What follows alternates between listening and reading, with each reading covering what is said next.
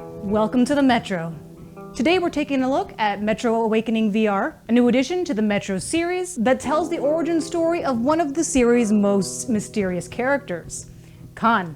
Before we dive in, I actually want to thank HTC Vive for sponsoring this video. If you're planning on getting the Vive Focus Vision, you can grab Metro Awakening as part of one of 2 available bundles. Metro Awakening puts you in the gas mask of 𝐂𝐻, a doctor living in the Moscow metro with his wife Yana in 2028. 15 years after nuclear war turned the surface of Russia into a wasteland. The game brings Metro's signature mix of survival horror, stealth, and combat into VR for the first time. It took me about 11 hours to complete all 12 chapters, not including grabbing every collectible, making it a pretty beefy VR experience. While you can jump right into Metro Awakening without playing previous titles, knowing the series' background helps explain how the Metro became humanity's last refuge, but fans of the series will appreciate seeing 𝐂𝐿's origin story unfold. Before we go any further, a quick spoiler warning for any previous Metro games, as we'll be discussing 𝐂𝐿's role throughout the series. Players of the previous Metro games will recognize 𝐂𝐿 as a spiritual guide with supernatural powers. In Metro 2033, 𝐂𝐿 first meets protagonist Artyom after the death of Bourbon, introducing himself as a wanderer. He guides Artyom through tunnels where ghostly apparitions of the dead still linger, performing rituals to appease these spirits for safe passage. In one memorable section, he teaches Artyom about invisible anomalies that can kill the unwary, showing him how to detect and avoid these supernatural dangers. At the infamous Curse Station, 𝐂𝐿 performs rituals to honor the dead and protect against Nosalis attacks. 𝐂𝐿 returns in Metro Last Light, helping Artyom at Venice Station and providing knowledge about the Dark Ones, mysterious beings attempting to communicate with humanity. He also introduces Artyom to the concept of the River of Fate, a metaphysical force that shapes one's destiny through their actions. Throughout both games, he demonstrates an uncanny ability to sense spiritual presences and know things he shouldn't possibly know, adding to his mystique. In Metro Exodus, 𝐂𝐿 makes an appearance in one of the endings, where he's seen speaking to Artyom on an endless train journey, a scene many interpret as taking place in a space between life and death. Throughout the series, 𝐂𝐿 remains enigmatic. He claims to be the final reincarnation of Genghis Khan himself, and demonstrates abilities that seem beyond human, communicating with the dead, sensing spiritual presences, and knowing things he shouldn't possibly know. Now, in Metro Awakening, we'll finally learn how a doctor named 𝐂𝐻 became this mysterious mystic who shaped the fate of the Metro survivors. Is the game scary? Let's be honest, yes. Parts of the game are genuinely frightening. You'll face mutated creatures, spiders that crawl on your face in VR, which is exactly as unsettling as it sounds, and plenty of paranormal encounters. If you're sensitive to horror elements, be prepared for some intense moments. If you're new to Metro or VR, here are some essential tips to help you survive. Let's start with inventory management. You have 2 backpacks to work with.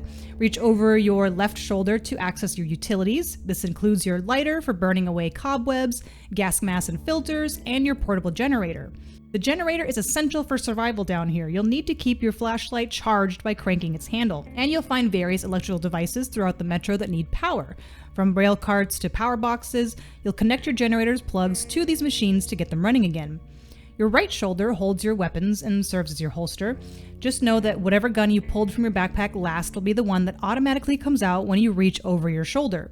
This makes weapon swapping during combat pretty cumbersome, so you're better off relying on your shoulder weapon and a pistol if you need to switch weapons quickly. Unlike previous Vertigo games like Arizona Sunshine and After the Fall, where the weapon belt system often left to accidental weapon grabs when trying to interact with objects, Metro Awakening handles things a little differently.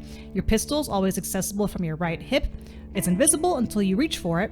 The grab zone is reliable, and I never had issues with accidental draws. Ammunition is streamlined. Just reach for your chest area and pull, and you'll get the right ammo type for whatever weapon you're currently holding. For healing, grab syringes from your left hip. Just remember to replace those medical vials like you would reload a gun. One minor frustration I encountered, though, was occasionally grabbing my healing syringe when I was actually reaching for ammo during intense firefights. Not ideal in the middle of combat.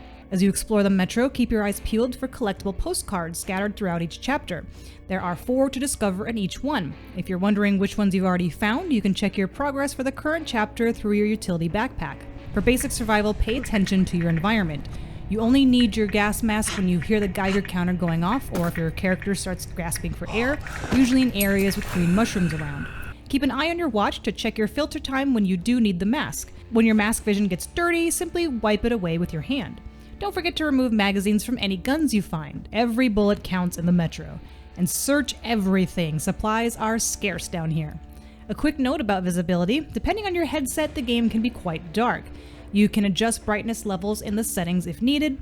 While you do have a headlight, you'll want to actually keep it off during stealth sections with human enemies because they can and will notice it. When it comes to combat and stealth, you've got options. You can take down enemies quietly with a punch while crouched, or use bottles if you find them.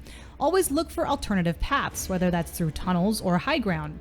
Of course, you could always go in guns blazing if that's your style, but be warned, the higher you set the difficulty, the more scarce ammunition becomes.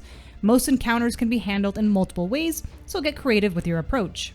Metro Awakening in VR, and while my experience comes from the Steam version, I also tried the demo out on the PSVR 2, and both versions look gorgeous. They've successfully translated the style of the Metro games into virtual reality. It's like you're actually inside those familiar tunnels and environments. The controls feel natural, and you'll quickly forget you're playing a VR game and just feel present in the Metro. Voice acting is top-notch, and when you do come across people, it really brings the underground world to life with conversations and activity around you.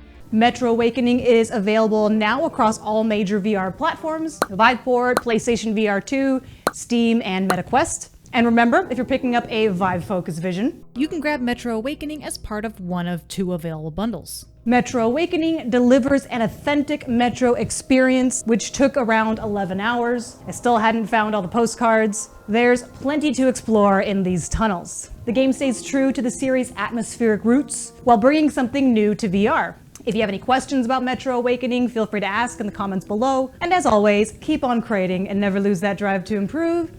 I'll see you in the next one.